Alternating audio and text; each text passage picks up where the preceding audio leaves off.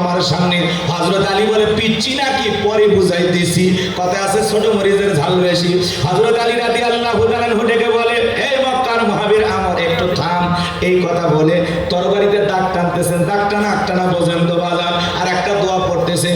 এই দোয়া পড়ে যদি বাড়ির চতুর্দিকে ফু দিতে পারেন, পানি ছিটায় দিতে পারেন, বড় বড় দুর্ঘটনার হাত থেকে, চোরের চুরি থেকে আল্লাহ আপনার পরিবারকে হেফাজত করবেন। বলেন আল্লাহু আকবার। কি সেই দোয়া একটু জানতে মনে চায়? শুনে যাবেন বাজান, দিল দিয়ে কথাগুলো শোনেন। হযরত আলী দাগ টানতেছেন, দাগ টানতেছেন, তরবারিটাতে দাগ টানার পরে ওই তরবারিটা উঁচু করে বলে এই মক্কার মুহাবির আমর, তোর যদি সাহস থাকে দাগটা পার হয়ে দেখ। আল্লাহু আকবার বলেন। হুঙ্কার দিয়ে বলতেছে এই মক্কার মুহাবির আমর, বাপের বেটা হয়ে থাকলে দাগটা পার হয়ে দেখে, এ আয় আয়, খেলা হবে আয়। আল্লাহু আকবার বলেন। বাড়িতে ঝুঁকছে চোর, বাড়িওয়ালা ল্যাংড়া দুটো পাওয়া সব কিছু না পারুক, বাড়িওয়ালা চোরের উপস্থিতি টের পায় যদি একবার আওয়াজ দেয় চোর কি থাকবি না, ভেঙে দৌড় মারবি। একটা আওয়াজে অনেক কিছু ঘটে, কথা বলে ভেঙে না। হযরত আলী যেই বলছে বাপের বেটা হয়ে থাকলে দাঁতটা পার হয়ে দেখা, এ আয় আয়। হযরত আলীর হুঙ্কার শুনে এক পা সামনে আসে, তিন পা পিছনে যায়। ঘটনাটা কি হয় শুনবেন। কারা কারা একটু হাত তুলে দেখা না বাজান, লিল্লাহি তাকবীর। হাত নামান। আমি যে কথা বলতে চাচ্ছিলাম, পুরো পৃথিবীর ক্ষমতা আল্লাহ তাআলা চারজনকে দিয়েছিলেন। জোরে বলেন কয়জন? চারজনকে আল্লাহ রাব্বুল আলামিন পুরো পৃথিবীর বাদশাহী দান করেছিলেন। এদের মধ্যে দুইজন হলো ঈমানদার, একজনের নাম হলো নবী সুলাইমান। সুলাইমান আলাইহিস সালামকে আল্লাহ রাব্বুল আলামিন পুরো পৃথিবীর বাদশাহী দান করেছিলেন। বলুন আল্লাহু আকবার। নবী সুলাইমানকে আল্লাহ এমন বাদশাহী দান করেছিল বাজার, এমন বাদশাহী দান করেছিলেন যেই পয়গম্বর পিপিলিকার ভাষা পর্যন্ত বুঝতো, মানব দানব জিন ইনসান সকলে তার হুকুম মানতে বাধ্য ছিল। বলেন আল্লাহু আকবার। সুলাইমান আলাইহিস সালামকে আল্লাহ রাব্বুল আলামিন এমন একটা মর্যাদার তক্তের সিংহাসন দান করেছিলেন, পয়গম্বর যখন ভ্রমণের উদ্দেশ্যে সেই সিংহাসনে উঠতেন, আরে কি সুন্দর বাতাসের সাথে দোল খাইতে খাইতে পয়গম্বরের সিংহাসন এক দেশ থেকে আরেক দেশে উড়ে উড়ে চলতো। বলুন আল্লাহু আকবার। এখন জাহাজ গাড়ি হাওয়ায় চলে, কলেরই বিধান। একদিন বিনা কলে হাওয়ায় চলতো নবী সুলাইমান, মোরা সেই মুসলমান। আমার ভাইরা, দিল দিয়ে কথাগুলো বোঝার চেষ্টা করবেন বাজান। আল্লাহ নবী সুলাইমানের ইতিহাস ঘটনা যদি বলতে চাই ৩-৪ ঘন্টা আলোচনা করে শেষ হবে না, কিন্তু আমার একটা টার্গেট আছে, সে জায়গায় যেতে হবে। এজন্য এইদিকে আমি লম্বা করতে পারবো না। তাহলে ১ নাম্বার, নবী সুলাইমান আলাইহিস সালামকে আল্লাহ রাব্বুল আলামিন পুরো পৃথিবীর বাদশাহী দান করেছিলেন। আর ২ নাম্বার হলো বাদশা জুলকারনাইনকে আল্লাহ পাক পুরো পৃথিবীর বাদশাহী দান করেছিলেন। আমার ভাইরা, বাদশা জুলকারনাইনকে আল্লাহ তাআলা এমন রাজত্ব দান করেছিল বাজার। এই বাদশা জুলকারনাইন এমন একজন বাদশা ছিল, মানুষের কল্যাণে, মানবতার কল্যাণে শত শত বছর তিনি পুরোটাই মানুষের সেবা করে কাটিয়ে দিয়েছিলেন। বলুন আল্লাহু আকবার। বাদশা জুলকারনাইনের অজানা অনেক কাহিনী, অনেক ঘটনা আছে বাজান, সেগুলো বলতে গেলে লম্বা সময় হবে, ওই দিকে যাওয়ার সুযোগ নাই। তাহলে ১ নাম্বার নবী সুলাইমান আর ২ নাম্বার বাদশা জুলকারনাইন, এই দুইজন ঈমানদারকে আল্লাহ তাআলা পুরো পৃথিবীর বাদশাহী দান করেছিলেন। বলুন আল্লাহু আকবার। আর ২ জন কাফেরকে আল্লাহ রাব্বুল আলামিন পুরো পৃথিবীর বাদশাহী দান করেছিলেন।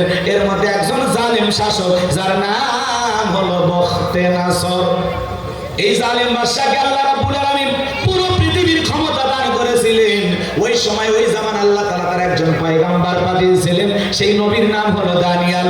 আল্লাহ নবী দানিয়েল সাল্লাম তার কওমের মানুষদেরকে একত্রিত করে সুন্দর করে ডেকে বলেন, ইয়া বানি ইসরাঈল আযকুরু নি'মাতিয়াল্লাতী আন'আমতু আলাইকুম ওয়া আন্নী ফাদ্দালতুকুম আলাল আলামিন।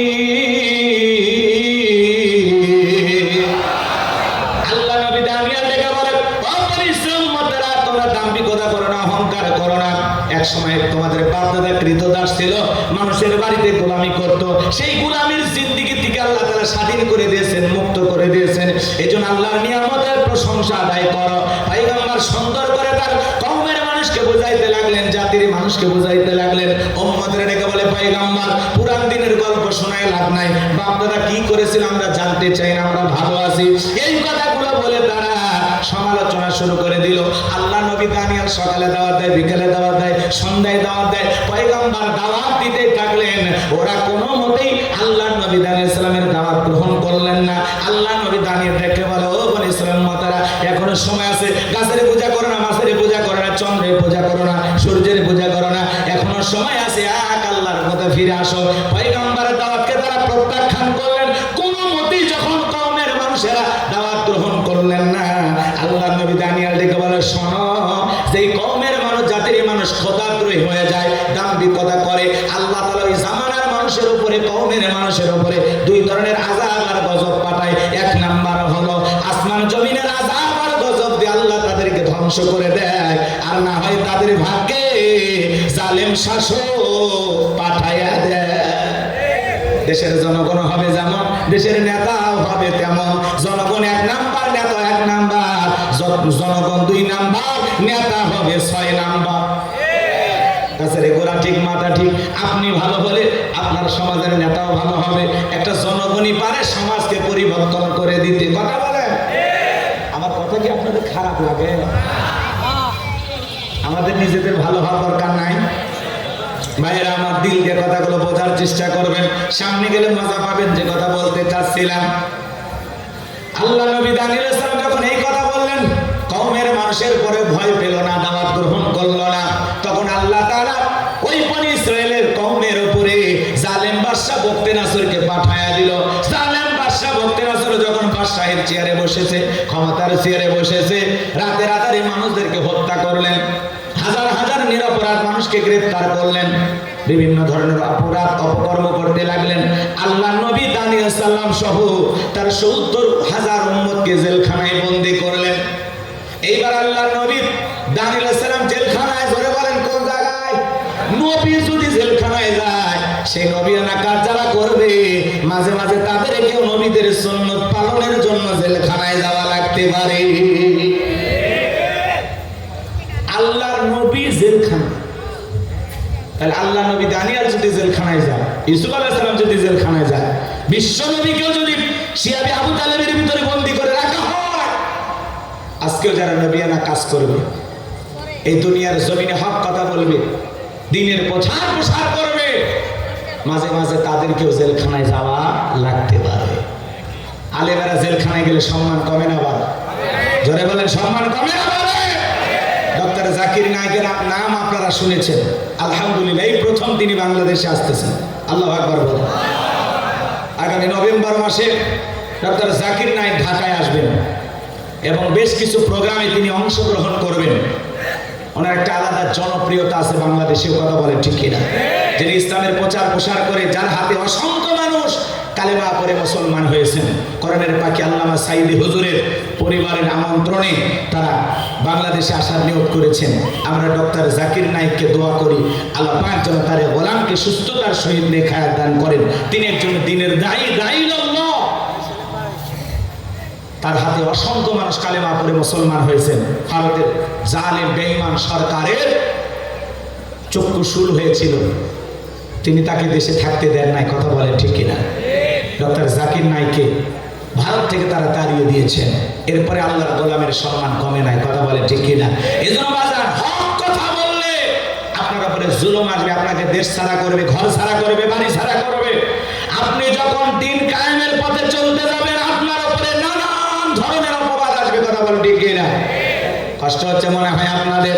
দিল দিয়ে কথাগুলো বোঝার চেষ্টা করবেন বাজান। আল্লাহ নবী দানিয়েল জেলখানায় উম্মতদেরকে ডেকে বলে, কি ব্যাপার, কই গেল তোমাদের টাকা পয়সা, কই গেল তোমাদের দাম্ভিকতা অহংকার? এই দিনের ভয় তো আমি তোমাদেরকে দেখাইছিলাম, আমার কথা কি মিলে গেল? এইবার উম্মতদের ডেকে বলে, পয়গম্বর, আপনার কথা যদি বালকের মতো সত্য হবে, আমরা বুঝতে পারি নাই। ও আল্লাহ নবী দানিয়েল, আমাদের ভুল হয়ে গেছে, আপনি আমাদেরকে মাফ করে দেন, আপনি যা বলবেন এখন থেকে আমরা তাই শুনবো। আল্লাহ নবী দানিয়েল ডেকে বলে, তারা কি তোমরা তওবা করে ফিরে আসতে চাও? উম্মতের ডেকে বলে, পয়গম্বর, আজ থেকে আমরা এক আল্লাহর ইবাদত করব, আপনি যা বলবেন আমরা তাই আমল করব। আল্লাহ নবী দানিয়েল ডেকে বলে, শোনো, সত্যি যদি তোমরা তওবা করে ফিরে আসতে চাও, তাহলে রাত 12টার পরে আমি আল্লাহ বলে ডাক দেব, আমার সঙ্গে তোমরা সবাই ঘুম থেকে জাগ্রত হয়ে আল্লাহ বলে ডাক দিবা। আমার বিশ্বাস তোমরা যদি তওবা করে ফিরে আসতে চাও, আমার আল্লাহ আমাদের তওবা কবুল করবেন। আর অবশ্যই আমার আল্লাহ পারেন একমাত্র জালেমের জেলখানা থেকে মুক্ত করার ব্যবস্থা করে দিতে। বলুন আল্লাহু আকবার। রাত 12টা পার হয়ে গেছে, আল্লাহ নবী আলাইহিস সালাম আল্লাহ বলে ডাক দিয়েছেন। একটু সবাই জোরে ডাক দেন আল্লাহ, ভালোবেসে ডাক দেন আল্লাহ, আর একটু জোরে বলেন আল্লাহ। কলিজাটা মানে ভরে যায় আল্লাহ বলে, মানে কলিজার মধ্যে কোনো ফাঁকা থাকে না। কথা বলে কেমন সৃষ্টি করতে পারছে, কি সুন্দর নাম আল্লাহ আল্লাহ। কিন্তু কপাল পরে আমরা টাকার সুযোগ পাই না। কথা কন, একটু অপেক্ষা করেন বাজান গো। আল্লাহ নবী আলাইহিস সালাম যখন আল্লাহ বলে ডাক দিয়েছেন, পয়গম্বরের সঙ্গে ৭০,০০০ উম্মত ঘুম থেকে জাগ্রত হয়ে আল্লাহ বলে ডাক দিয়েছেন। এইবার পয়গম্বর সবাইকে নিয়ে সিজদায় মাথা লুটিয়ে পড়লেন, তওবা করলেন আল্লাহ তাআলার কাছে, একাকুতি মিনতি সহকারে দোয়া করতে লাগলেন। আল্লাহ আমার উম্মতেরা ভুল করেছে, তারা ভুল পথ থেকে ফিরে এসেছে, আল্লাহ আপনি আমার উম্মতদেরকে মাফ করে দেন। আল্লাহ নবী আলাইহিস সালাম চোখের পানি ছেড়ে দিয়ে যখন আল্লাহর কাছে দোয়া করলেন, আল্লাহ আমার উম্মতেরা তওবা করে ফিরে এসেছে, আপনি আমার উম্মতদেরকে মাফ করে দেন। চোখের পানি ছেড়ে দিয়ে কান্না করতেছেন আর আল্লাহর কাছে দোয়া করতেছেন। আমার আল্লাহ ডেকে বলেন, ও নবী দানিয়াল, কান্নাকাটি করতে হবে না, আমি আল্লাহ তোমাদের দোয়াকে কবুল করে নিয়েছি। আর টেনশন নেবার কোনো কারণ নাই, আমি আল্লাহ ওয়াসিরে জালেমের জেলখানা থেকে মুক্ত করার ব্যবস্থা করে দেব। বলুন আল্লাহু আকবার। আল্লাহ রাব্বুল আলামিন ওই রাত্রিতে জালেম বাদশা মুক্তের আসর কেমন একটা স্বপ্ন দেখাইছে বাজান। ওই স্বপ্ন দেখে জালেম বাদশা ঘুম থেকে চিৎকার মেরে উঠছে। নিরাপত্তা কর্মী যারা দৌড়ে আসছে নেতার কাছে, নেতা এত দূরে চিৎকার মারলেন, কি হয়েছে? বলে চেহারার দিকে তাকায় বোঝো না আমি কতটা আতঙ্কে আছি, ভয়ে আছি, আমি একটা মারাত্মক স্বপ্ন দেখেছি। এই দেশের যত স্বপ্নের তাবির কারো কাছে স্বপ্নের ব্যাখ্যা বলতে পারে, ওদেরকে আগামীকাল সকালবেলা রাজদরবারে নিয়ে আসো, আমি তাদের সামনে আমার এই স্বপ্নের কথা বলবো। পরের দিন সকালবেলা হাজার হাজার স্বপ্নের তাবির কারক ব্যাখ্যা বলতে পারে এমন ব্যক্তিদের বাদশার দরবারে উপস্থিত করা হলো। আমার ভাইরা, জালেম বাদশা মুক্তের আসর যখন তার স্বপ্নের কথা বলতে যাবেন, ওই মুহূর্তে আল্লাহ রাব্বুল আলামিন বাদশার মাথার মেমরিতে থাকা সমস্ত স্বপ্নের কথাগুলো নিয়ে যায় আল্লাহ নবী আলাইহিস সালামের মাথার ভিতরে সেভ করে দিলেন। বলুন আল্লাহু আকবার। আরেকটু জোরে বলেন আল্লাহু আকবার। এই যে একটা মোবাইলে যা আছে শেয়ারের মাধ্যমে আর একটা মোবাইলে পার করা যায় কিনা, এই বুদ্ধি তোমার আমার মাথায় থাকলে আমাদের যিনি সৃষ্টি করেছেন, যিনি বলেন মহাজ্ঞানী আল্লাহ তাআলার সেই জ্ঞান আছে না নাই? জোরে বলেন আছে না নাই? বাদশার মাথার মধ্যে থাকা স্বপ্নের যত কথা আল্লাহ নবী আলাইহিস সালামের মাথার মধ্যে আল্লাহ তাআলা সেট করে দিলেন। এইবার জালেম বাদশা যখন তার স্বপ্নের কথা বলতে যাবে, গতকাল রাতে কি যেন স্বপ্ন দেখলাম আর বলতে পারে না, স্বপ্নের কথা ভুলিয়ে দিলেন তিনি কে? আর আসতে বলেন তিনি কে? এইবার জালেম বাদশা মুহূর্তের মধ্যে সুর পরিবর্তন করলেন, ডায়লগ পরিবর্তন করে বলেন, শোনো গতকাল রাতে স্বপ্নে কি দেখেছি সেই কথা তোমাদেরকে বলতে হবে, স্বপ্নের ব্যাখ্যাও তোমাদেরকে বলতে হবে। বলেন তো বাজান, এটা পাগলামি কথা কিনা? বাদশা স্বপ্নে কি দেখেছে দেশের জনগণ কি জানে? জানে না। আরে ভাই, বাদশার স্বপ্নের কথা জনগণ জানা তো দূরের কথা, আপনারা স্বামী স্ত্রী এক খাটে ঘুমান নাকি আলাদা? কথা কয় না তো। বেশি বিরক্ত হলে দোয়া করে দেন, সামনে যাই একটু মজা আছে, একটু অপেক্ষা করেন। খারাপ লাগতেছে একটা তাকবীর দেন, লিল্লাহি তাকবীর। স্বামী স্ত্রী আপনারা এক খাটে ঘুমান, আপনার স্ত্রী স্বপ্নে কি দেখে আপনি কি জানেন? আপনার স্ত্রী আপনাকে বাদ দিয়ে আর একটা ছেলের হাত ধরে পার্কে ঘুরতেছে, কথা কয় না? আপনি যদি টের পাইতেন কি করতেন? একজন করছে কি মারে ফেলে দেবেন? সাহস কি? মারে ফেলে দেওয়া হবে না, মার্ডার বাপ দেবা। আপনার স্ত্রীর স্বপ্নে কি দেখে আপনি জানেন না, আবার আপনি ঘুমের মধ্যে আপনার বউকে বাদ দিয়ে আর একটা মেয়েকে পার্কে ঘুরতেছেন, নওগাঁ শহরে বসে চটপটি ফুচকা মুখে তুলে খাওয়াইতেছেন। এই দৃশ্য যদি আপনার বউ জানতো, আপনারা কি খাটে রাখতো? লাত্তি মেরে খাট থেকে ফালায় দিত। কথা বলেন ঠিক না? বউ স্বপ্নে কি দেখে স্বামী জানে না, স্বামী স্বপ্নে কি দেখে বউ জানে না। স্বপ্ন তো স্বপ্নই, কথা মাঝে মাঝে আপনি স্বপ্নে দেখেন সাপ আপনাকে তাড়া করছে, উড়ে বাবা এই বুঝি কামড় মারলো, ঘুমোর থেকে উঠে দেখেন সাপ নাই। মাঝে মাঝে স্বপ্নে দেখেন বাড়ি ঘরে আগুন লাগছে, ঘুমোর থেকে দেখেন আগুন আছে। এই যে ঢাকায় এয়ারপোর্টে আগুন লাগছে, কথা বলেন, ঢাকা বিমানবন্দরে আগুন লাগছে, দেখেন নাই? প্রবাসী ভাইদের কোটি কোটি টাকার মালামাল পুড়ে শেষ হয়ে গেল। কি ভয়ঙ্কর আগুন! ঢাকা এয়ারপোর্টে আগুন লেগেছে, এত দ্রুত সেই আগুন ছড়িয়ে পড়েছে, পুরো আকাশ যেন অন্ধকার কালো হয়ে গেছে। প্রবাসী ভাইদের চোখের পানি অঝরে কান্না করতেছে, তাদের কোটি কোটি টাকার মাল মুহূর্তে আগুনে পুড়ে কয়লা হয়ে গেল, ছাই হয়ে গেল, পুরো জীবনের স্বপ্নটা পুড়ে গেল। কি দাম দাম করে বিভৎস আগুন জ্বলতেছে বাংলাদেশের এয়ারপোর্টে, কথা বলেন না কেন আপনারা? এদেশে মাঝে মাঝে আগুন লাগার ঘটনা ঘটে, কিছুদিন আলোচনা সমালোচনা হয়, আবার যে সে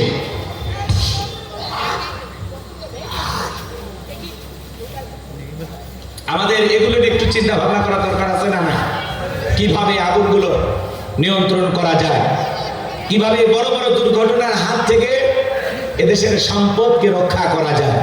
বিশাল বড় বড় বিল্ডিং গুলোতে আগুনে চলে যাচ্ছে। কয়েকদিন আগে চট্টগ্রামে একটি ফ্যাক্টরিতে আগুন লাগছে, সেখানেও পুড়ে কোটি কোটি টাকার সম্পদ শেষ হয়ে গেল। আজকে আবার ঢাকার এয়ারপোর্টে আগুন, মাঝে মাঝে আগুন লাগে, কিন্তু আমাদের একটা বিকল্প পদ্ধতি খুলতে হবে, চিন্তার পরিবর্তন আনতে হবে, যেগুলো কিভাবে নিয়ন্ত্রণ করা যায়।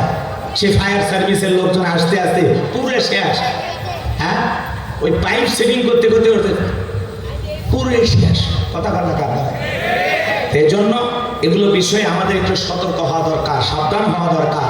এই অনাকাঙ্ক্ষিত দুর্ঘটনাগুলো হাজার হাজার মানুষের স্বপ্ন পুড়ে যায়, কত মানুষের দেহটা জ্বলে পুড়ে মুহূর্তেই শেষ হয়ে যায়, কথা বলেন ঠিক কিনা? আল্লাহ সমস্ত বালা মুসিবত থেকে আমাদের প্রিয় মাতৃভূমি বাংলাদেশকে আপনি হেফাজত করে, জোরে বলুন আমিন। আরেকটু জোরে বলুন আমিন। আল্লাহ এদেশের শান্তি ফিরাইয়া দাও, জোরে বলেন আমিন। আল্লাহ তোমার রহমত নাজিল করো, জোরে বলেন আমিন। আল্লাহ সমস্ত গজব বালা মুসিবত থেকে আমার দেশটাকে তুমি হেফাজত করো, একটু চিল্লায় বলেন আমিন। আজকে ঢাকায় আগুন, চট্টগ্রামে আগুন, মাঝে মাঝে দেখবেন এখানে সেখানে আগুন লেগে, আহা কি ভয়ঙ্কর আগুন, জ্বলে পুড়ে শেষ হয়ে গেল কোটি টাকার সম্পদ চোখের সামনে। আমার ভাইয়েরা, তাহলে মাঝে মাঝে স্বপ্নে দেখেন আগুন লাগছে, ঘুমোর থেকে ওইটা কি আগুন খুঁজে পাওয়া যায়? কথা বলেন না কেন? স্বপ্নে দেখেন আগুন লাগে, বাড়ি ঘর পড়ে গেছে, ঘুমোর থেকে ওটা দেখেন না সব ঠিকই আছে। মাঝে মাঝে স্বপ্নে দেখেন আপনি মারা গেছেন, আপনার বিবি সন্তানেরা কান্নাকাটি করতেছে, ঘুমোর থেকে ওটা দেখেন না বেঁচে আছি, কথা কয় না? স্বপ্নে মারা যাননি দুই একবার? আমি বহুবার মারা গেছি স্বপ্নে। স্বপ্নে একদিনও মরেননি? ডেলি মারা যায়। যাক, আপনার জান সত্য। আমার ভাইয়েরা, স্বপ্ন তো স্বপ্নই, মাঝে মাঝে অনেক উল্টা পাল্টা স্বপ্ন আমরা দেখি। যুবকেরাও স্বপ্ন দেখে, যারা অবিবাহিত যুবক ঘরের চার দেয়ালের মধ্যে নায়িকাদের ছবি ঝোলায় রাখছে, ঘুমানোর আগে ওই নায়িকাদের ছবি দেখা নফল মনে করে, ওই ছবির দিকে তাকায় আর বলে হারে এরকম একটা সুন্দরী যদি বউ পাইতাম জীবনটা ধন্য হয়ে যেত। ঘুমের ঘরে স্বপ্নে দেখে নায়িকা বুকের ওপর, কথা বলেন না কেন? এই যুবকদেরকে কি মনে করতেছেন? ওরা সহজ সরল, কিছুই বোঝে না, ওদেরকে এত সহজ সরল মনে করবেন না। ওরা এখন মোবাইলে ভিআইপি পাসওয়ার্ড ব্যবহার করে, কোন প্রেমিকার নাম্বার, কোন প্রেমিকার কোন ছবি কোন জায়গায় কিভাবে রাখছে, ওদের বুদ্ধিতে মনে করে নাসা বিজ্ঞানীও ফেল মারে, কথা বলেন না আপনারা? এখনকার তরুণ যুবকেরা সবচাইতে বড় ধ্বংস করে ফেলে দিল আমাদের সমাজের তরুণ তরুণী ছোট ছোট বাচ্চাদেরকে ধ্বংস করার একমাত্র মূল ষড়যন্ত্র হলো এই মোবাইল। এই মোবাইল আমাদের যুব সমাজকে ধ্বংস করে দিয়েছে, কথা বলে পুরো দেশটাকে ধ্বংস করে দিতেছে এই মোবাইল। মোবাইলের ওজন কম, কিন্তু মোবাইলের মাধ্যমে পাপের ওজনটা অনেক বেশি। এই মোবাইলের মাধ্যমে প্রেম প্রীতি কইরা এই দেশের পোলাপান ভাইসে যাচ্ছে বরিশাল, বরিশালের লোকজন নওগাঁ চলে আসতেছে। বলেন এরকম ঘটনা ঘটতেছে কিনা? দেশে মোবাইল আইছে, চিঠি দিওয়ানা বানাইছে, পোলা মাইয়ার মনের কথা ভাসে বাতাসে। ও দেখো পোলা পানের মন বাজা ফেসবুকে এখন, মোবাইলে চ্যাটিং কইরা কাটায় সারাক্ষণ। এই মোবাইল পাইয়া দেখো মদনের মাইয়া, এই মোবাইল পাইয়া দেখো মদনের মাইয়া কি কাণ্ড ঘটাইছে, স্বামীর সংসার রাইখা নাকি পালায়া গেছে, স্বামী সন্তান রাইখা নাকি পালায়া গেছে। কথা বলে দুই বাচ্চার মা, চার বাচ্চার মা পরকীয়া প্রেম করে আরেকটা পরপুরুষের হাত ধরে পালিয়ে যায়। যে নারী স্বামী রেখে সন্তান রেখে আরেকটা পরপুরুষের হাত ধরতে পারে, ওটা নারী জাতির কলঙ্ক। আপনাদের নৌকায় অবশ্য শুরু হয়নি এগুলো, এগুলো ভারতে চলতেছে। স্বামী আছে, সন্তান আছে, এরপরে আরেকটা পরপুরুষের হাত ধরে যে নারীরা পালিয়ে যায়, পরকীয়া প্রেমে আসক্তি হয়, মনে রাখবেন এই সমস্ত নারীরা এই সমাজকে ধ্বংস করে দিচ্ছে। কথা বলে ঠিক?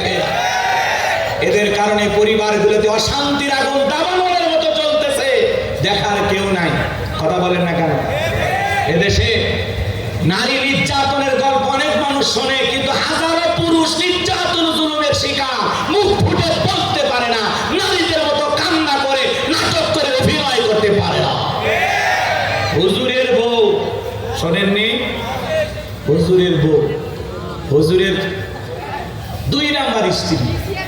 আমাদের মতো একজন ভাই দিনের দায়ী, আবু তোহাদ নাম শোনেন না? সোশ্যাল মিডিয়াতে এমন ভাবে প্রচার করা হয় মনে হয় বাংলাদেশে এই হুজুর প্রথম দ্বিতীয় বিবাহ করছে, আর কেউ করে না। কত এমপি মন্ত্রী 8টা 10টা বাসা বাড়ি ভাড়া করিয়া এক একটা ফ্ল্যাটে নারী নিয়ে যেতে হয়, সেই খবর আপনাদের কাছে থাকে না। হুজুর বিয়ে করলে আপনাদের চুলকায় না? এ কথা বল না কেন? হুজুরদের নিয়ে যতই অ্যালার্জি, ওনার সেই স্ত্রী, এটা স্বামী পরিত্যক্ত একটা নারী, এর আগেও বিয়ে হয়েছে। উনি ফেসবুকে আইসা বাপরে বাপ 2 ঘন্টার এক লাইভে যে কান্না করে অভিনয় করে বলছে, মনে হয় বাংলাদেশের নিষ্পাপ রমণী। এই নারীর কোনো দোষই নাই। আপনার যদি দোষ না থাকে আগের স্বামীগুলোর ভাত হইল না কেন? কথা বল না কেন? আপনি যদি এতই সতী সাধবী রাবিয়া বস্ত্রী হন, আগের স্বামীগুলোর সংসার টিকলো না কেন? হুজুরের নরম পাইছেন? হ্যাঁ, নাকে দড়িতে ঘুরিয়েতে চান। আলেমের সম্মান নষ্ট করে, স্বামীর সম্মান নষ্ট করে সোশ্যাল মিডিয়াতে এসে স্বামীকে নিচে নামাবেন, আবার দেশবাসীর কাছে বলবেন আমি আমার সংসার ফেরত চাই। তোমার মতো নারীর সাথে সংসার করা মানে পুরো জীবনটা ধ্বংস হওয়া। কথা বলে ঠিক? স্বামী স্ত্রী দাম্পত্য জীবনে নানান সমস্যা হবে, মন মালিন্য হবে, রাগারাগি হবে, ঝগড়াঝাটি হবে, সেটা 4 দেয়ালের ভিতরে সীমাবদ্ধ থাকবে। আপনি কেন সোশ্যাল মিডিয়াতে এগুলো বলতে যান? স্বামীর সংসার করেন, মিলেমিশে থাকেন, আপনাদের বাচ্চা কাচ্চা হয়েছে, তাদের ভবিষ্যৎ চিন্তা করেন। কথা বলে ঠিক না? আজকে আপনি হুজুরের বউ হইয়া কথার ভিতরে পড়তা, আপনি সোশ্যাল মিডিয়াতে কান্নাকারি করতেছেন যে আমাকে সেই ওই যে উপদেশটা নাই ছিল না, কি না নাই ভাই কথা কয়রা, ওই যে হাউন আঙ্কেল নিয়ে যায় নাইটকে পিটায় এদের পাশার এই সাইড লাল করে দিছিল না, সেই পিটা পিটছে সোশ্যাল মিডিয়াতে আমরা দেখছি। ওই মহিলা বলতেছে ওই নাহিদের মতো আমার হুজুর আমাকে এইভাবে পিটাইছে। জীবনে শয়তান বিশ্বাস করবে না একজন আলেম এইভাবে বউ মারতে পারে। কথা বলা নেশা কান্নার অভিনয় করেন, কালো কাপড়ে দাগ লাগলে কারো চোখে পড়ে না, সাদা কাপড়ে দাগ লাগলে সবার চোখে পড়ে। এদেশের এমপি মন্ত্রী চেয়ারম্যান মেম্বার কত কিছু করতেছে, সেগুলো নিয়ে আপনারা নিউজ প্রচার করেন না, দেশের দুর্নীতির বিরুদ্ধে কথা বলেন না, এদেশে নানান ধরনের চক্রান্ত ষড়যন্ত্র চলতেছে, সেগুলো নিয়ে কথা বলেন না। আপনি হুজুরের বউ নিয়ে পড়ে আসেন, প্রত্যেকটা চ্যালেঞ্জ খোঁজেন, আর হুজুরের বউ কি কইলে এটা নিয়ে পড়ে আসেন। কথা কয় হুজুর তো হালাল পদ্ধতি অনুসরণ করে বিয়ে করছে, আর কত লোক বিয়ে ছাড়া সেঞ্চুরি করতেছে, কই তাদের বিচার কই করেন? কথা বল, তাদের বিচার করেন না। আল্লাহ ওদের হেদায়েত দান করুন, জোরে বলুন আমিন। যেই নারীর স্বামীর বদনাম করবে বুঝে নেবেন ওই স্ত্রী অকৃতজ্ঞ, নিমক, খারাপ। সংসারে অশান্তি থাকবে, ঝামেলা থাকবে, আমি মানুষের কাছে কেন বলবো? আমার ঝামেলা আমি সমাধান করব। স্বামী রাগ করছে, 2 দিন পরে সমাধান হবে। আম্মা জান আয়েশার সাথে রসুলের কি মন মালিন্য হইতো না? কথা বলেন না কেন? নবীর যদি তার স্ত্রীর সাথে মন মালিন্য হয়, হযরত ওমর ফারুক এসে যে ঝগড়া মিটায়া দেয়, আল্লাহু আকবার বলেন। তাহলে রসুলের পরিবারের স্বামী স্ত্রীর মধ্যে মন মালিন্য হইতো। রসুল রাগ করে শুয়ে আসে খেজুরের পাতার বিছানা, ওমর ফারুক তাকায় দেখে রসুলের সেই খেজুর পাতার বিছানা দাগ উঠছে। হুজুর এই অবস্থায় কেন? কয় ওমর একটু সমস্যা আছে। রসুলের কষ্ট ওমর সহ্য করতে পারলেন না, বুঝে ফেলে দিয়েছে। সাহাবায়ে কেরাম নবীকে কত মহব্বত করতেন, ভালোবাসতেন, তাদের পরিবারেও ভালোবাসার অভাব ছিল না। একটু মন মালিন্য ছিল, মান অভিমান ছিল। আবার আম্মা জান আয়েশা বলতেন, রসুল আমি যে গ্লাসের যে স্থানে ঠোঁট লাগায় পানি পান করতাম, আল্লাহ রসুল গ্লাসটা ঘোরায় না ঠিক ওই জায়গায় ঠোঁট লাগায়া পানি পান করতেন। বলুন সুবহানাল্লাহ। আম্মা জান আয়েশা বলেন, আমাদের ঘরে দামি ফার্নিচার ছিল না, কিন্তু ঘরটা ভালোবাসা দিয়ে ভরপুর ছিল। বলুন আল্লাহু আকবার। আম্মা জান আয়েশা বলেন, আমি গোশত খেয়ে রেখে দিলে, হাড় খায় রেখে দিলে, আমার ফেলে দেওয়া একটু হাড় আল্লাহ রসুল নিয়ে খাইতেন। বলেন আল্লাহু আকবার। আল্লাহ রসুল স্ত্রীদের মুখে খাবার তুলে খাওয়াইতেন। সুবহানাল্লাহ বলবেন না?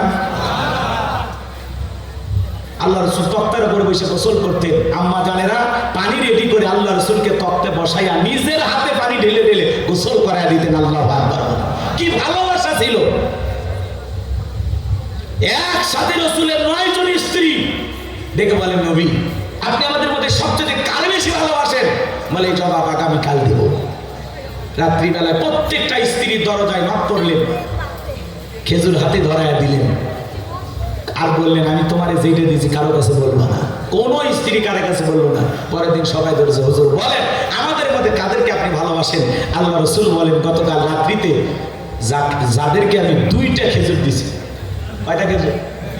আমি যাকে 2টা খেজুর দিয়েছি, আমি নবী তাকে বেশি ভালোবাসি। প্রত্যেকটা বিবির ঘরে আল্লাহ রসুল 2টা করে খেজুর দিয়েছিলেন। প্রত্যেকটা স্ত্রী খুশি, আর মনে মনে ভাবতেছেন আমারই তো 2টা খেজুর দিয়েছে। প্রত্যেকটা স্ত্রী খুশি হয়ে গেছে। বলুন সুবহানাল্লাহ। আর আপনি একটু সমস্যা, স্বামীর এই সমস্যা, ও মা স্বামীর একটু সমস্যা, এটা নিয়ে এত কথা কেন বলেন? অনেকে বলে হুজুর আমার স্বামী কি খারাপ আপনি জানেন না। আপনার স্বামী কি ফিরাউনের চাইতে খারাপ? কথা বলেন আপনারা। ফিরাউনের মতো একজন কাফের জালেম, তার সংসার কইরে আসিয়া যদি জান্নাতে যেতে পারে, আসিয়া যদি একজন জান্নাতি নারী হতে পারে, ও মা আপনাকে অনুরোধের ভাষায় বলে যায়, মা নিজেদের সমস্যাগুলো নিজেরা সমাধান করবেন। সোশ্যাল মিডিয়াতে বলে সমাধান কোনোদিন পাওয়া যাবে না। এতে স্বামী অপমান হবে, আপনি নিজে ছোট হবেন, সমাজের চোখে একজন আলেমকে অসম্মান করা হয়। কথা বলেন ঠিক কিনা? পুরুষ মানুষ সব সহ্য করবে, কিন্তু পুরুষের ইজ্জতের উপরে, সম্মানের উপরে কোন নারী আঘাত করলে এটা কোন পুরুষ মেনে নিতে পারে না। এ কথা বলেন নাকি আপনারা? আল্লাহ যেন আমাদের হেদায়েত দান করেন। এজন্য দলাদলি, কাদা ছড়াছড়ি, সমালোচনা এগুলো বন্ধ করুন। চ্যানেলের ভাইদেরকে বলবো, দেশের অনেক দুর্নীতি, এগুলো নিউজ নিয়ে আসেন। হুজুরদের পিছনে এত নিউজ করা লাগবে না। কথা হয় না? আগামীতে দেশে কিভাবে নির্বাচন হবে এই চিন্তা করেন। সম্মানিত ভাইয়েরা আমার, কষ্ট পাইতেছেন মনে হয় আপনারা। যে কথা বলতে চাচ্ছিলেন, এই সমাজে অনেক ঘটনা ঘটতেছে, সমাজকে ধ্বংস করেছে। সবচাইতে বড় কি বললাম? পরকে। কথা বলে না? এই মোবাইলে পরকে আসক্ত আছে না? না আছে না? 2-4টা বাচ্চা ফেলাইয়া অন্য পরপুরুষের হাত ধরে চলে যাইতেছে। বলেন তো বাজান, সব দোষ কি নারীদের নাকি পুরুষেরও আছে? ধরে বলেন। এই যুবক তোমাদেরকে আমি বলছি, যে নারীর সাথে পরকীয়া প্রেম করো, মনে করো ধরে নাও তোমার স্ত্রীর সাথে যদি কেউ পরকীয়া প্রেম করে, মাইনা নেবা? অনেক যুবক কথা বলেন, এরা মানে ভালোবাসা শেয়ার করবে নাকি? জোরে বলেন, আপনার স্ত্রীর সাথে কেউ পরকীয়া প্রেম করলে মেনে নেবেন? আপনার মায়ের সাথে কেউ পরকীয়া প্রেম করলে মেনে নেবেন? আপনার বোনের সাথে কেউ পরকীয়া প্রেম করলে মেনে নেবেন? খালা ফুফুর সাথে কেউ পরকীয়া প্রেম করলে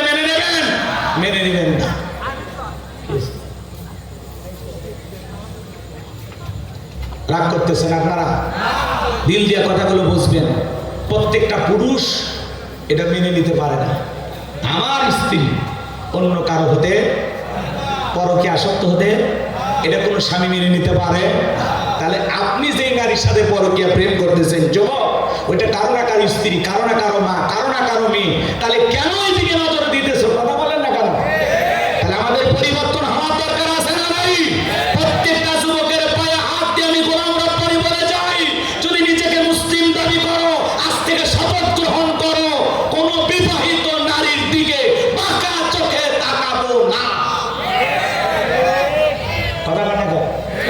আল্লাহ বলেছেন কুল্লিল মুমিনিনা ইয়াগুদ্দু মিন আবসারিহিম, মুমিন পুরুষের দৃষ্টি থাকবে নিচের দিকে। কথা বলেন ঠিক কি না? যুবক, কত গরিব মেয়ে আছে বিয়ে দিতে পারে না, যা ওই গরিব মেয়েটাকে বিয়ে করো, আল্লাহ খুশি হবে। কত স্বামী পরিত্যক্তা নারী আছে, সন্তানগুলো নিয়ে অসহায় জীবন যাপন করতেছে, যাও বিয়ে করো, আল্লাহ খুশি হবে। তুমি ওই জায়গায় যাবা না। কথা কথা আমার ভাইরা, মন খারাপ করবেন না। তাহলে বর্তমান সমাজে যুবকদেরকে ধ্বংস করেছে মোবাইল। কথা বলেন ঠিক কি না? এই মোবাইলের সবচেয়ে বড় আর একটা নিশা নাম হলো কি জানেন? টিকটক। কথা বলেন। ও দেশে টিকটক আসিয়া সব গেল বাসিয়া, সিদ্দিক সোরা নায়ক হইছে আইডি খুলিয়া, হিরো আলম নায়ক হইছে আইডি খুলিয়া।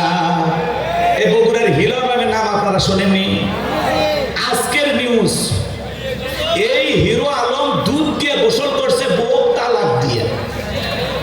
এর নাটক দেখতে দেখতে পুরো জাতি ক্লান্ত। এর অভিযোগ হলো রিয়ামণি লোকজন কেডার মাস্তান ভাড়া করে আমারে পিটাইয়া হাসপাতালে ভর্তি করছে। এই জন্য এই বউ আর আমি রাখবো না, এক তালাক দুই তালাক, রিয়ামণি তুই তালাক, এই কথা বলে দুধ দিয়ে গোসল করতেছে। সেটা আমার ভিডিও হচ্ছে সোশ্যাল মিডিয়াতে, সব চ্যানেলে নিউজ প্রচার করা হলো। অবশেষে রিয়ামণিকে তালাক দিয়ে দুধ দিয়ে গোসল করলেন হিরো আলম। আহারে সমাজ! আরে ভাই, তালাক দিছো ভালো কথা, বউ ভালো লাগে নাই, ঝামেলা হয়েছে, তালাক দিছিস ভালো কথা, দুধ দিয়ে গোসল করলি আর ভিডিও করে ছেড়ে দিলি। এরা সবসময় ভাইরাল হয়ে থাকে। কথা বলা, কথা বলা। নির্বাচনে দাঁড়াইয়া ভোট কয়টা পাইছে না পাইছে দৌড় দেয়, ভাইরাল হয়। পান্তা খায়, ভাইরাল হয়। মার খায়, ভাইরাল হয়। এমনকি বউ মাস্তান কাটার ভাড়া করে পিটছে, তাও ভাইরাল। বউ তালাক দিয়েও ভাইরাল। এর খালি ভাইরাল হওয়ার নেশা। হিরো আলম চেনেন আপনারা? আজকে বউ তালাক দিছে, দিয়ে গোসল করছে দুধ দিয়ে। আচ্ছা হোক, এরপরে ছেলেটা পবিত্র হোক। আমরা দোয়া করি, হিরো আলম ভাই আপনি চিল্লায় যান। কথা কেন? 40 দিনের চিল্লায় যান, যায়া তাবলিগে যাই, ইবাদত বন্ধকে নামাজ কালাম কিছু শিখে পরিবর্তন হয়ে যান, বিয়ে শাদী বন্ধ করে দেন। কথা কেন? আর যেগুলো বউ আছে দুই একটা, এদেরকে নিয়ে বাচ্চা কাচ্চা সুন্দরভাবে জীবন যাপন করেন। আর ওয়াদা দেন কোনোদিন নাটক সিনেমা করবো না, অশ্লীল গান বাজনা করবো না, ফিরে আসলাম আল্লাহর দিকে। আল্লাহ যেন হিরো আলম ভাইকে হেদায়েত দান করেন। আর এরকম রিয়ামণির মতো জল্লাদ বইয়ের হাত থেকে আল্লাহ যেন ওকে রক্ষা করে। জোরে কোন আমি। আমার ভাইয়েরা, তাহলে যে কথা বলতে চাচ্ছিলাম, কষ্ট পাইছেন আপনারা? ওদেশে টিকটক আসিয়া সব গেল বাসিয়া, সিদ্দিক সোরা নায়ক হইছে আইডি খুলিয়া, হিরো আলম নায়ক হইছে আইডি খুলিয়া। এই মোবাইলে হাই কি জাদু আছে ভাই, পোলা পানে বুঝাছে, পড়ালেখা তুইলা রাখছে সপ্তম আকাশে। এখনকার বাচ্চারা পড়াশোনা করে না বাজান, এজন্য সন্তানদের হাত থেকে মোবাইল নেন, আবারও সন্তানেরা বই নিয়ে টেবিলে বসবে। কথা বলে ঠিক কিনা? লম্বা আমি করবো না বাজান, স্বপ্ন তো স্বপ্নই, অনেক স্বপ্ন আমি এমনি দেখি, এই স্বপ্নগুলো বাস্তবায়ন হয় না। বাদশাহ বক্তের আসরের কথা আপনাদের মনে আছে না নাই? দেখে বলে আমি কি স্বপ্ন দেখেছি, স্বপ্নের কথা বলতে হবে, স্বপ্নের ব্যাখ্যা তোমাদেরকে বলতে হবে। জনগণ ডেকে বলে বাদশাহ এ তো পাগলামি কথা, আপনি কি স্বপ্ন দেখেছেন আমাদের পক্ষে তো বলা সম্ভব নয়। বাদশাহ বক্তে নাসর ডেকে বলে কেন, তোমরা নাকি গায়েব জানো, গায়েবের খবর নাকি তোমাদের কাছে আছে? বলেন তো বাজান, আল্লাহ ছাড়া পৃথিবীর কোনো মানুষকে গায়েব জানে? জোরে বলেন জানে? কোন ভাণ্ডপীর কেউ যদি উল্টা পাল্টা কথা বলে আপনাকে বলে আমি গায়েব জানি, পরে নিয়ে যাবেন অন্ধকার রুমের ভেতরে, আচ্ছাদারে ধরে পিটাবেন আর বলবেন গায়েবী মার দিলাম, কারো কাছে বলবে না। মনে রাখবেন আল্লাহ ছাড়া দুনিয়ার কেউ গায়েব জানে না। কোন ভণ্ডপীর বলেন, যত বড় আল্লাহওয়ালা বলেন, যে বলবে আমি গায়েব জানি, বুঝে নেবেন এটা শয়তান।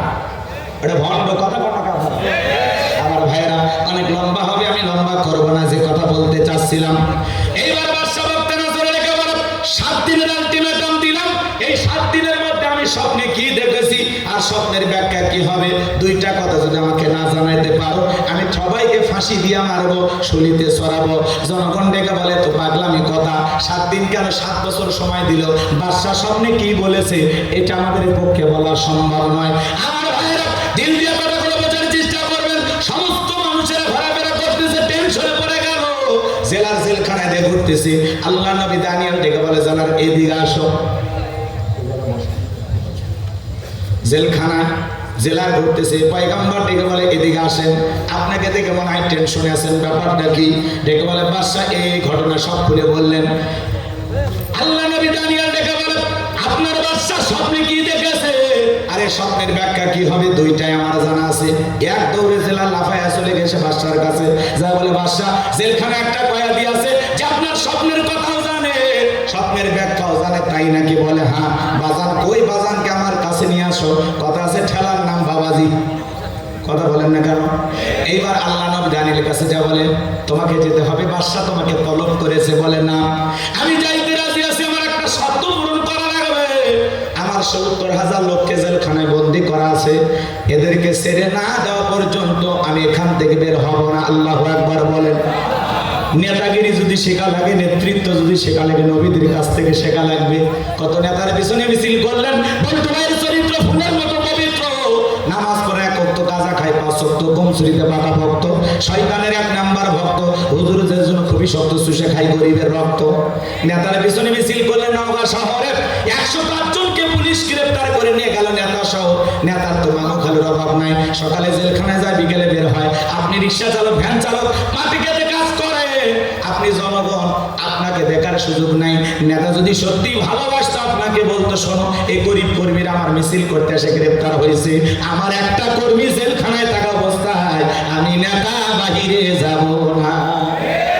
সেই নেতা আপনার বিপদে পাশে দাঁড়াবে, আপনার দুঃখ দেখে কাঁদে, আপনার সুখে হাসে, আপনার পরিবারের বিপদে পাশে দাঁড়াবে। 6 মাস আপনি জেলখানায় থাকলে আপনার পরিবারের মুখে খাবার তুলে দেবে, এমন নেতার পেছনে আপনি স্লোগান দেবেন। যে নেতা আপনাকে বিপদে ফেলে তামাশা দেখে, এমন নেতার পেছনে স্লোগান দেওয়া যাবে না। এজন্য কোন নেতার পেছনে পা ফেলতেছেন বুঝে শুনে ফেলেন, তাতে আপনি 2-1 বছর জেলখানায় গেলে আপনার বিবির মুখে খাবার দেয়, আপনার সন্তানদের পড়াশোনার খরচ দেয়। কথা বল না আপনারা?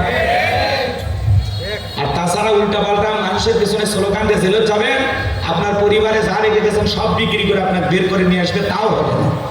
অতএব বুঝে শুনে বাচ্চাদেরকে বিপদে ফেলার দরকার নাই। কথা কি বোঝা গেছে? ঠান্ডা মাথায় রাস্তা হাঁটবেন ইনশাআল্লাহ। আল্লাহ নবী দানিয়েলের কথা শোনার পরে জেলার যা বলতেছে, ও বাদশা আপনার স্বপ্নের ব্যাখ্যা এবং স্বপ্নের কথা যে জানেন তার একটা শর্ত আছে। তার নাকি 70,000 লোককে জেলখানায় বন্দি করে রাখা হয়েছে, ওদেরকে ছেড়ে দেওয়া লাগবে। জালেম বাদশা বক্তি নাসর ডেকে বলে ওই বাজান যদি বলি এই জেলখানা কেন, তামাম পৃথিবীর জেলখানার আসামি ছেড়ে দিতে রাজি। বাজান যা বলে তুমি তাই করো, বলেন আল্লাহু আকবার। এইবার পয়গম্বরের 70,000 উম্মতকে জেলখানা থেকে বের করে দেওয়া হলো। সবার শেষে বের হলেন আল্লাহর পয়গম্বর দানিয়েল। আল্লাহু আকবার বলেন। এবার জেলার যখন বাদশার দরবারে নিয়ে যাবে, বাদশার দরবারে ঢোকার সিস্টেম হলো যত মানুষ ঢুকবে মাথা নত করে ঢুকবে। আল্লাহ নবী কি জালেমের কাছে মাথা নত করতে পারে? এইবার আল্লাহ নবী দানিয়েল সালাম দেহটাকে আটোসাটো করে মাথাটাকে উঁচু করে সুন্দর করে কৌশল করে ঢুকলেন। এমন দৃশ্য দেখার পরে বাদশা বক্তি নাসরুনিকে বলে যত মানুষ আমার দরবারে প্রবেশ করে মাথা নত করে প্রবেশ করে, তুমি কেন মাথা নত করলে না? আল্লাহ নবী দানিয়েল দেখে বলে যে আপনার স্বপ্নের কথা আমার মাথার মেমোরিতে সেভ করে দিয়েছে, তার কথা হলো তাকে ছাড়া দুনিয়াতে আর কারো কাছে মাথা নত করা যাবে না। আর যদি আমি মাথা নত করতাম, আপনার মতো স্বপ্নের কথা যদি আমারে ভুলে দিত, আপনি আমাকেও মেরে ফেলতেন, আপনিও টেনশনে মারা যেতেন। তখন বলে বাজান যা করেছো ঠিক করেছো, আসলে তোমার বুদ্ধি আছে, জোরে কম্মার হাওয়া। নবীদের বুদ্ধি না থেকে কি পারে? নবীদেরকে জ্ঞানী বানিয়েছেন তিনি কে? এইবারে বাদশা বক্তি নাসর নিজে চেয়ার থেকে উঠলেন, আল্লাহ নবী দানিয়েল সালামকে নিজের চেয়ারে বসায়া দিলেন। বলেন তো বাজান জেলখানা থেকে বের করে বাদশাহীর চেয়ারে বসায়া দেন, তিনি কে? সে আল্লাহ আজও আছে না নাই? আমি কি পুরো ঘটনা বলবো? এইবার বাদশা কাছে বসে বলতেছে বাজান তাড়াতাড়ি করে বল আমি স্বপ্নে কি দেখেছি, স্বপ্নের ব্যাখ্যাটা কি হবে? কারা কারা শুনবেন একটু হাতটা তোলেন তো দেখি। লিল্লাহি তাকবীর। লিল্লাহি তাকবীর। হযরত আলীর কথাও মনে আছে না নাই? আমি আপনাদের সামনে দুইটা আয়াত কারিমা তেলাওয়াত করেছি, আর একটা আয়াতের আলোচনা একটু হওয়ার দরকার আছে না নাই? জোরে বলেন বাজার, দরকার আছে না নাই? 2 নম্বর আয়াতে আমার আল্লাহ কি বলেন?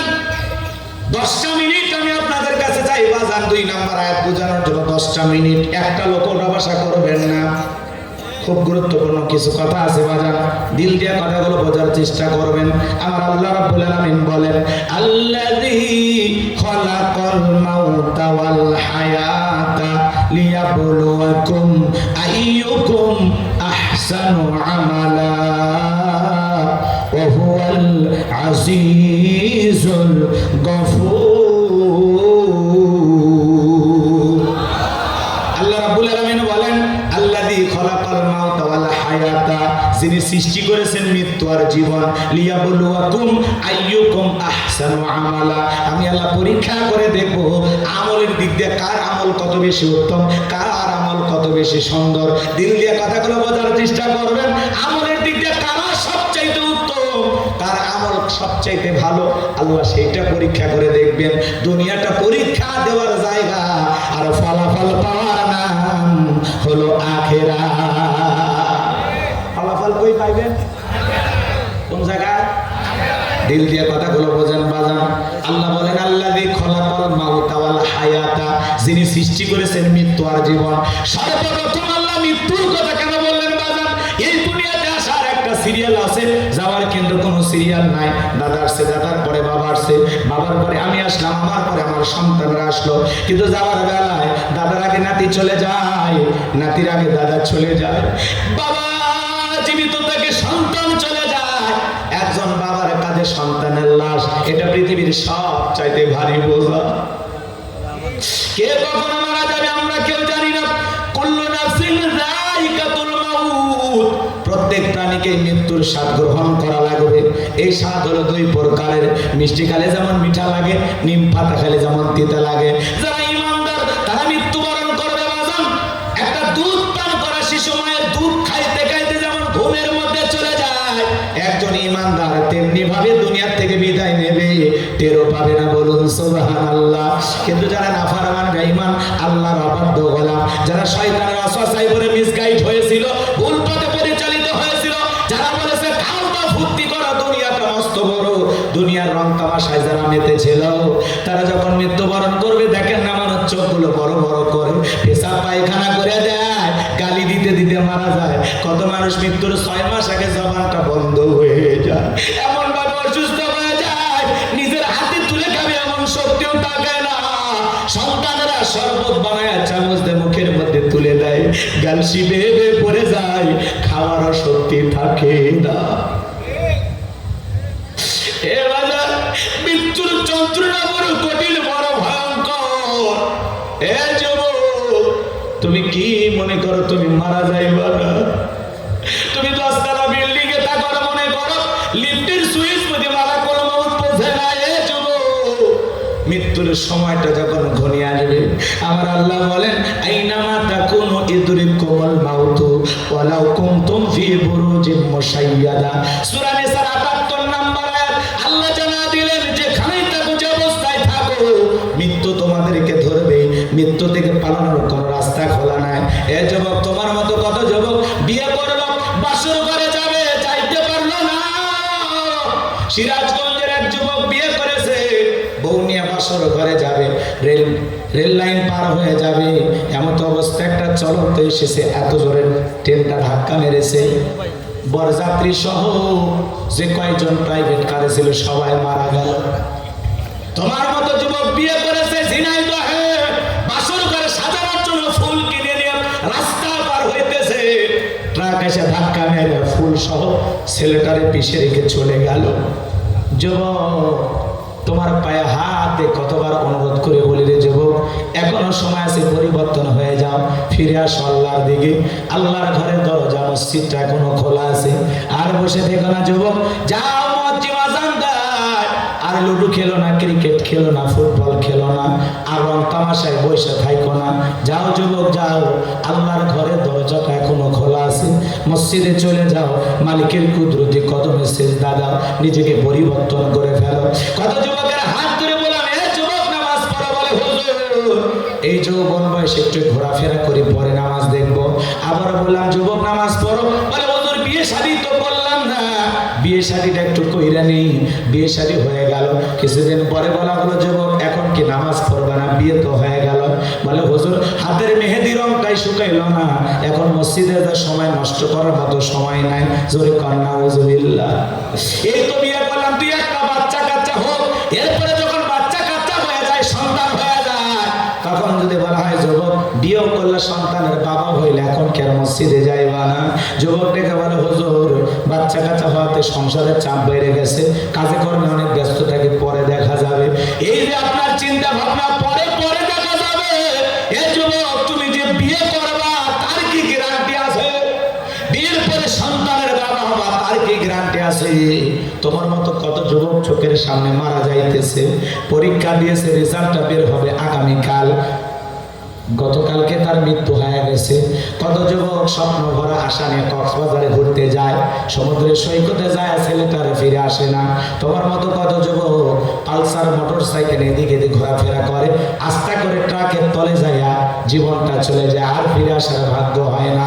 কারো কখন মৃত্যু হবে আমরা কেউ জানি না, মৃত্যু সব জায়গায় দাঁড়িয়ে আছে, কখন কিভাবে মৃত্যু হবে আমরা কেউ জানি না। সকালে মরবো না সন্ধ্যায় মরবো, রাতের বেলায় ঘুমের মধ্যে মারা যাব, নাকি বউ কলা টিভিতে হত্যা করবে আমরা কেউ জানি না। কথা বলেন না কেন? কার কখন মৃত্যু হবে আমরা কেউ জানি না বাজার। মৃত্যুর যন্ত্রণা বড় কঠিন। আল্লাহর নবী ইদ্রিস আলাইহিস সালামকে জিজ্ঞাসা করা হয়েছিল, ও আল্লাহর নবী ইদ্রিস মৃত্যুর যন্ত্রণা আপনার কাছে কেমন মনে হয়? আল্লাহ নবী ইদ্রিস আলাইহিস সালাম ডেকে বলেন, জ্যান্ত ছাগলের গা থেকে চামড়া খসাইলে ছাগলের যেমন কষ্ট হয়, আমার কাছে মৃত্যুর যন্ত্রণা তেমনি কষ্টকর মনে হয়। একজন নবীর কাছে যদি মৃত্যুর যন্ত্রণা এমন কষ্টকর মনে হয়, আপনার আমার কাছে মৃত্যুর যন্ত্রণা কত ভয়ঙ্কর হতে পারে। ও নওগাঁর মুসলমানেরা, বিশ্ব নবী ইন্তিকালের পূর্বে অসুস্থ, নবীর শরীরে প্রচন্ড জ্বর। কিছুদিন পরে নবী আমার সুস্থ হলেন, আসমান থেকে জিবরাইল আসলেন, নবীকে সালাম দিলেন, আসসালামু আলাইকুম ইয়া রাসূলুল্লাহ, ইয়া হাবিবাল্লাহ, হুজুর এখন আপনার শরীরের অবস্থাটা কেমন আল্লাহ জানতে চাই। নবী ডেকে বলে, জিবরাইল আগের চাইতে আমি অনেকটা সুস্থ আছি। কিছুক্ষণ পরে আবার জিবরাইল আসলেন, ডেকে বলে, নবী আজকে আমি আসমান থেকে একা আসি নাই, আমার সাথে আরেকজন ফেরেশতা এসেছেন যার নাম মালাকুল মউত, আপনার অনুমতির অপেক্ষায় দাঁড়িয়ে আছে। নবীজি অনুমতি দিলেন, মালাকুল মউত প্রবেশ করলেন, নবীজিকে সালাম দিলেন, আসসালামু আলাইকুম ইয়া রাসূলুল্লাহ, ইয়া হাবিবাল্লাহ, আপনি যদি অনুমতি দেন আপনার রূহটা আমি কবজ করব, আর আপনি যদি অনুমতি না দেন আমার আল্লাহ বলেছেন এক মুহূর্ত দেরি করবি না, আমার বন্ধুর যতদিন মনে চাই ততদিন দুনিয়ার জমিনে থাকবে। নবী আমার ডেকে বলে, আজরাইল এরপরে কি আর কোনোদিন আসবে না? ডেকে বলে, যেহেতু আপনার জীবন আছে, মৃত্যুর স্বাদ অবশ্যই আপনাকে একদিন ভোগ করা লাগবে। নবী আমার ডেকে বলে, ও মালাকুল মউত আর আসতে হবে না, আজকে এসেছো আমি তোমাকে অনুমতি দিলাম। নবী যখন অনুমতি দিলেন, মালাকুল মউত যখন বিশ্ব নবীর রূহটা বের করার জন্য বুকের উপরে হাত রেখে দিয়েছেন, নবী আমার অঝরে চোখের পানি ছেড়ে দিয়ে কাঁদে আর বলে, হে মালাকুল মউত আজরাইল আর সহ্য হয় না রে, আর সহ্য হয় না, হাতটা তাড়াতাড়ি আমার বুকের উপর থেকে সরাইয়া দাও। মালাকুল মউত হাত সরাই দিলেন, আমার নবী ডেকে বলে, মালাকুল মউত এই যদি হয় মৃত্যুর যন্ত্রণা কষ্ট আমার উম্মতেরা সহ্য করতে পারবে না, কেমন দয়ার নবী মায়ার নবী পাইছি, মৃত্যুর পূর্বে উম্মতের কথা বলে না। আল্লাহু আকবার। নবী ডেকে বলে, মালাকুল মউত আমারে কথা দে, আমার উম্মতের রূহটা বের করার সময় ইহসান করবি, কষ্ট দিবি না। আজরাইল ডেকে বলে, নবী আপনার উম্মতের মধ্যে যারা আপনার আদর্শ মোতাবেক চলবে, আল্লাহর বিধান মোতাবেক চলবে, নবী কথা দিলাম ওই নেককারদের রূহটা বের করার সময় আমি ইহসান করব যাতে তাদের কম কষ্ট হয়। নবী খুশি হয়ে গেলেন। এইবার দ্বিতীয়বার যখন নবীজির রূহটা বের করার জন্য মালাকুল মউত নবীজির বুকের উপরে হাত রেখে দিয়েছে, নবী আবার অজরে চোখের পানি ছেড়ে দিয়ে কাঁদে আর বলে, মালাকুল মউত আজরাইল, সহ্য হয় না, সহ্য করতে পারি না, তাড়াতাড়ি করে আমার বুকের উপর থেকে হাতটা নামায় নাও। নবী আমার দিকে বলে, মালাকুল মউত, এই যদি হয় মৃত্যুর যন্ত্রণা আমার উম্মতেরা সহ্য করতে পারবে না। তুমি যখন আমার বুকের উপরে হাত রেখে দিয়েছো, আমার কাছে মনে হয় উহুদ পাহাড়টা আমার বুকের উপরে চেপে ধরা হয়েছে। নবীর মৃত্যুর যন্ত্রণা যদি এমন হয়, ও নওয়ার মুসলমান, আপনার আমার কি হবে একটু চিন্তা করে দেখেন। তৃতীয়বার নবীজির বুকের উপরে হাতটা রাখলেন। নবীজির রূহটা বের হয়ে যাবে। আপনার আমার নবী পৃথিবীর মায়া ত্যাগ করে চলে যাবেন। নবীজির রূহটা বের হয়ে যাবে। শেষ মুহূর্তে নবী উম্মতদেরকে যেই কথা বলে গেলেন, আসসালাত আসসালাত, আমার উম্মতেরা নামাজ নামাজ নামাজ ছাইরো না।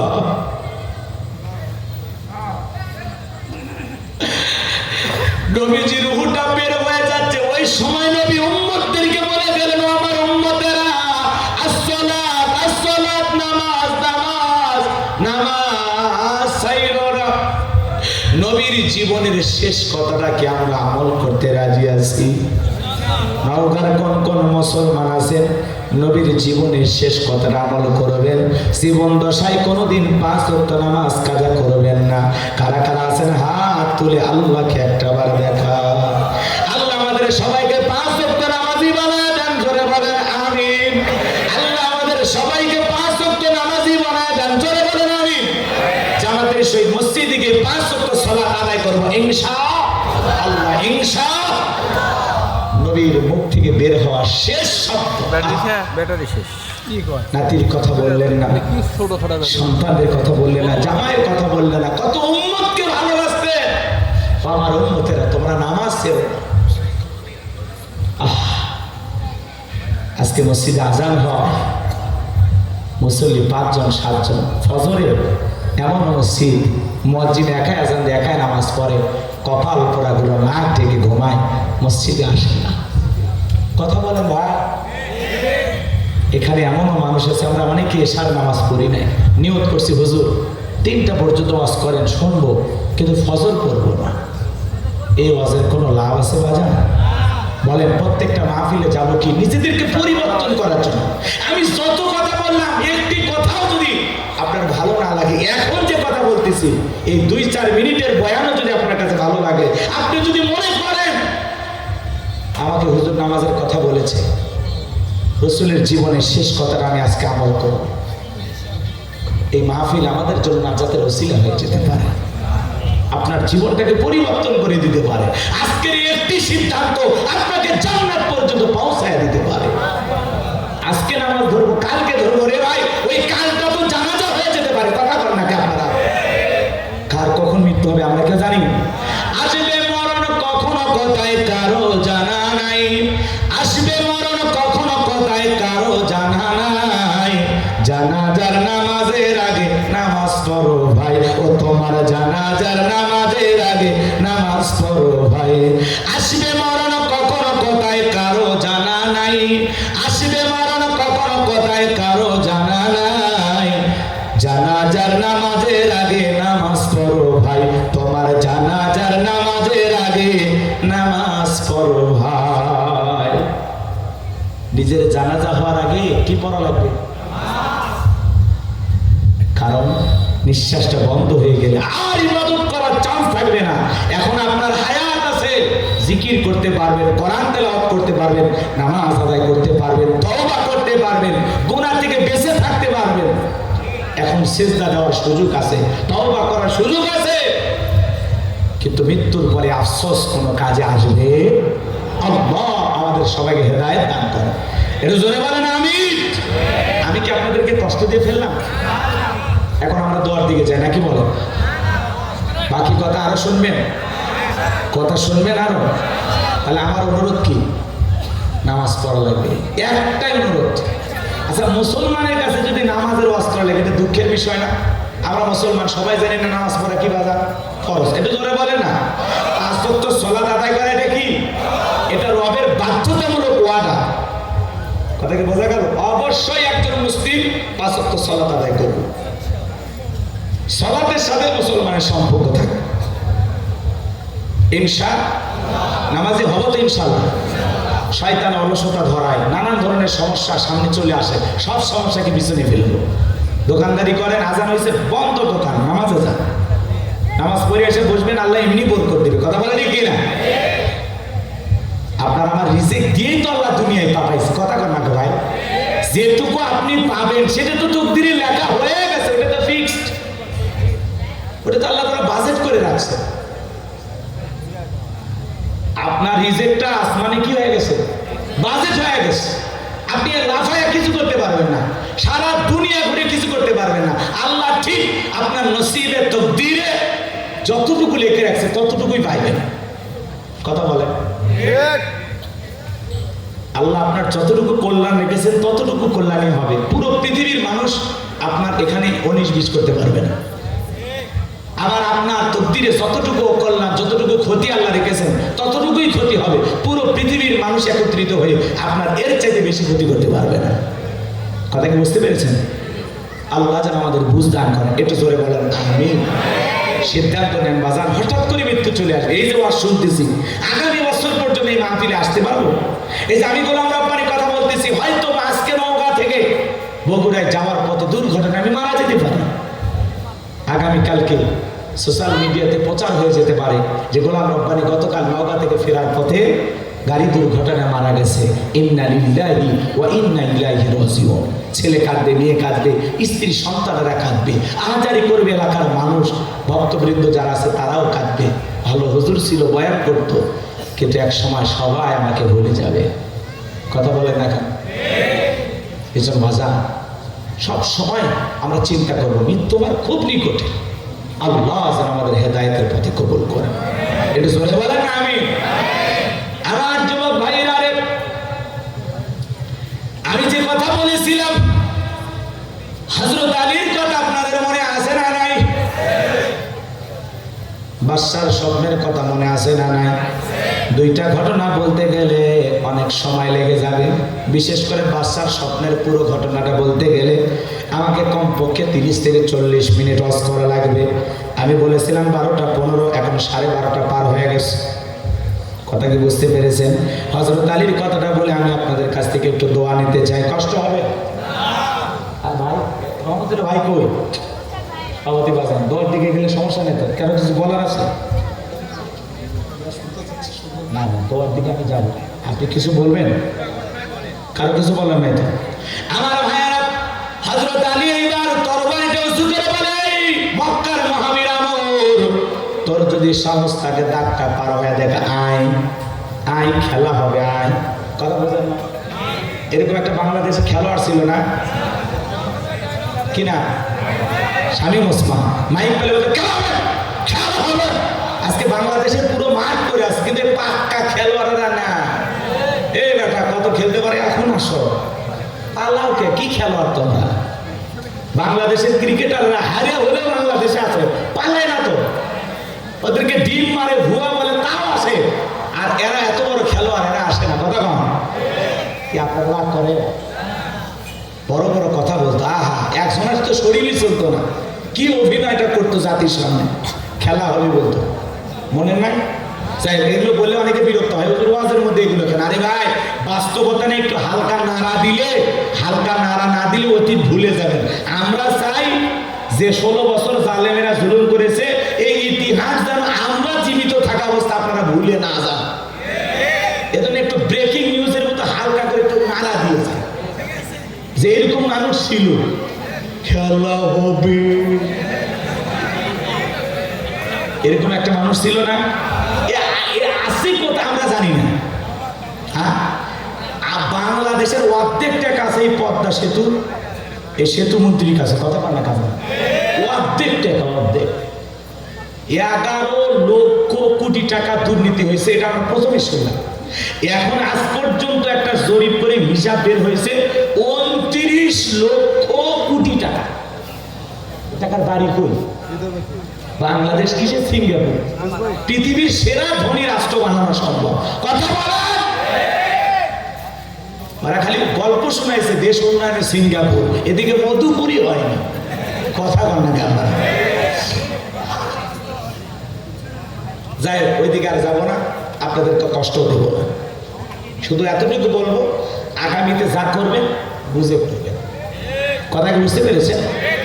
সমাজে ভালো মানুষের দরকার আছে। দেশের ভালো চাইলে সমাজে ভালো মানুষের দরকার আছে, সৎ মানুষের দরকার আছে, দেশ প্রেমিকের দরকার আছে। কথা বলেন। অভিনেতার দরকার নেই।